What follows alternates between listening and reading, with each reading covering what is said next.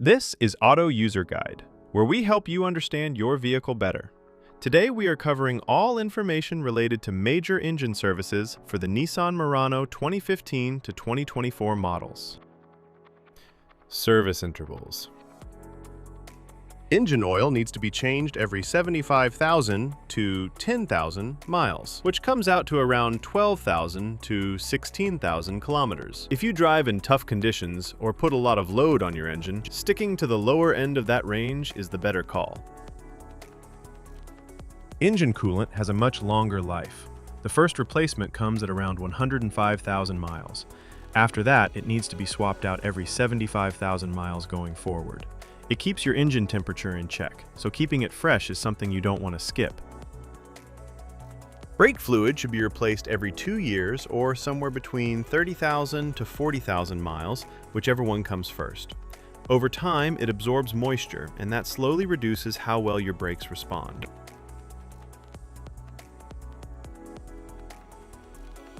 Engine oil. Engine oil capacity. Alright, so when it comes to engine oil capacity, the amount your car needs depends on the size of its engine. Not every engine drinks the same. If your car runs a 3.5-liter V6 engine, the total oil capacity, including the filter, is 5.1 US quarts, which comes out to about 4.8 liters. Recommended engine oil. Now let's talk about which engine oil you should be using. The recommendation is to go with a genuine engine oil, or any good quality commercial engine oil, if it matches the right type and viscosity for the temperature in your area. That last part matters more than people realize. The oil that works well in a cold climate isn't always the best choice for somewhere hot, so always check the viscosity chart and pick accordingly. On the topic of synthetic oil, you can use it. Synthetic motor oil is perfectly fine as long as two things check out. It carries the API certification seal, and it matches the viscosity grade your engine calls for. If both boxes are ticked, you're good to go. Change engine oil and oil filter. Before anything else, change your oil and filter based on the maintenance message that shows up on your driver information display. That message is your reminder. Don't ignore it. Here's how the full process goes. Step 1. Start the engine and let it run until it reaches its normal operating temperature. Once it's warmed up, turn it off. Warm oil drains out much more easily than cold oil. Step 2. Open the hood and take off the engine oil fill cap. This helps the oil drain smoothly by allowing air in. Step 3. Get under the car and locate the undercover. Remove the Phillips head screws and slotted head screws by turning them 90 degrees counterclockwise. Then pull the undercover off. Step 4. Find the drain bolt at the bottom of the engine. Remove it along with the washer and let the old oil drain completely into a container placed underneath. Step 5. Remove the oil filter and let any remaining oil inside it drain out as well. Set it aside for proper disposal. Step 6. Before putting on a new filter, check that the old filter gasket didn't stick to the engine's contact surface. This is a small but important check. A leftover gasket can cause an oil leak. Step 7. Clean the contact surface on the engine block, wiping away any dirt or dust. Then install a fresh oil filter. Step 8. Put a new washer on the drain bolt and reinstall it back into the engine. Step 9. Pour in the recommended engine oil. Make sure you're using the right type and the correct amount for your engine size. Step 10. Put the oil fill cap back on securely and start the engine. Step 11. Let the engine run for a few minutes, then get underneath and check around the drain bolt and oil filter for any leaks. If you see drips, shut the engine off and address it before going further. Step 12. Turn the engine off and wait for about 3 minutes. This gives the oil time to settle. Then pull out the dipstick and check that the oil level is right where it should be. Now we're moving on to coolant and fluid specifications. Keeping your coolant at the right level is just as important as your engine oil. It keeps your engine from overheating and running into serious problems. Engine coolant, radiator. Before you touch anything, make sure both the engine and the radiator are completely cool. Never open the radiator cap on a hot engine. The pressure inside can cause boiling coolant to spray out and burn you. Once everything is cool, place your hand on the radiator cap and turn it just 1/8 of a turn counterclockwise. This releases any built-up pressure inside the cooling system. Give it a moment to settle. Now push the cap down and continue turning it counterclockwise to fully remove it. Look inside and check the coolant level.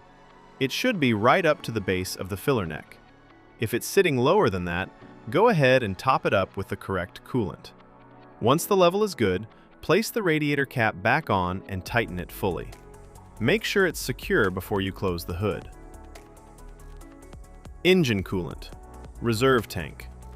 Again, before checking anything, make sure the engine and radiator have cooled down completely.